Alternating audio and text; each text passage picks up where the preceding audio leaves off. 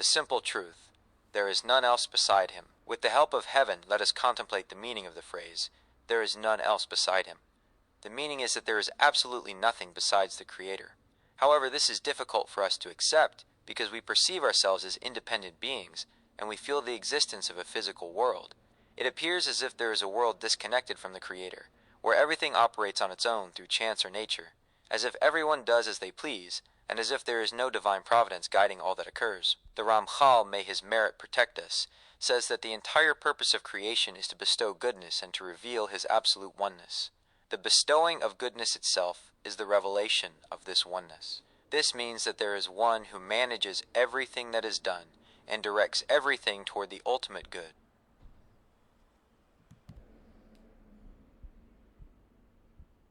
Even what appeared to be suffering, since there is no chance or nature, but rather everything emerges from a single source that brings all of existence into being. And since the Creator directs everything according to a desired goal, and that goal is only to bestow goodness, it turns out that everything that happened, which seemed to us as chance or nature, was actually divine providence designed to bring us to eternal goodness. If so, since the Creator created everything, it was not created without a purpose. It was not created like a craftsman who creates an object and then has no further interest in it, leaving the object to operate on its own. Rather, everything was created for a purpose. The primary purpose is the revelation of his oneness, that there is none else beside him. However, to reveal this matter, he must create the concealment. He must create a sensation that there is a world and there are creatures, as if everything is disconnected and functions on its own. Therefore, there exists a consciousness of concealment, from which all creatures draw their understanding, and thus it seems to them that they are an existence that exists as something additional to the Creator, as if there is a world and creatures that are something extra and outside of him. All of this must exist in consciousness only, and not in reality. That is to say, from the perspective of reality, we must return everything to the vision of, there is none else beside him, that he alone is the only existence. We must understand that since this is the purpose of creation, there must be this aspect of the consciousness of concealment from which we all draw our understanding. And in that same consciousness, there is an understanding that interprets the perceived reality as a world that exists outside of the Creator as something additional. And now let us contemplate, with the help of heaven, how a reality of a world existing outside of the Creator as something additional is impossible. The Creator is infinite. He is not physical and has no boundaries. For every limited thing there is a limiter that limited it, and there must be a limiter whom no one else limited, so that he is not limited, which is the Creator. He is the limiter of all that is limited, and he himself is not limited. That is to say, everything in creation is within boundaries. There is someone who limited it into these boundaries. However, the Creator who made all limited things is not within boundaries. For if he were within boundaries, then someone must have preceded him and limited the limited.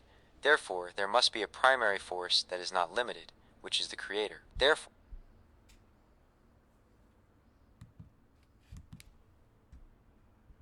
since the Creator is not within boundaries, there is no such concept as outside of him.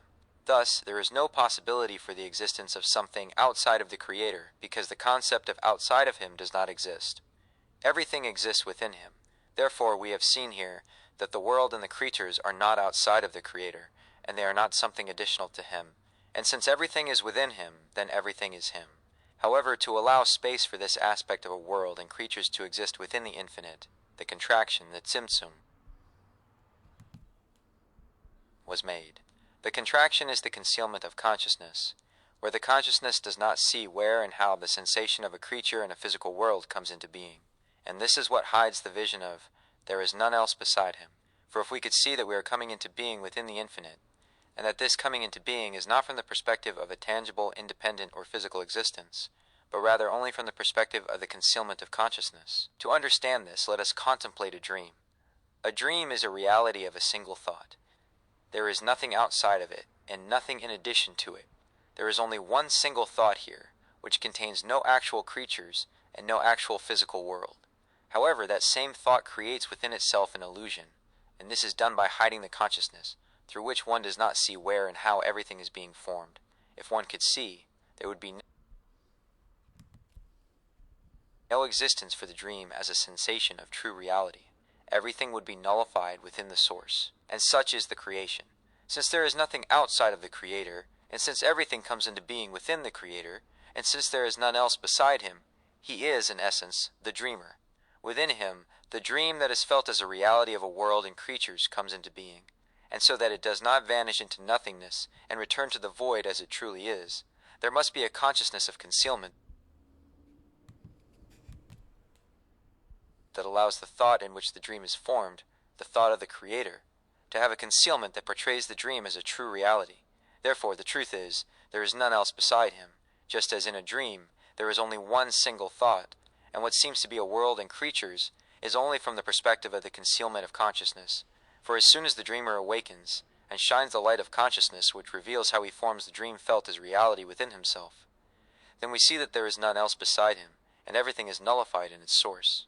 And all that was done was not from a world that exists and behaved through chance and nature. All that was done was the plan of the dreamer,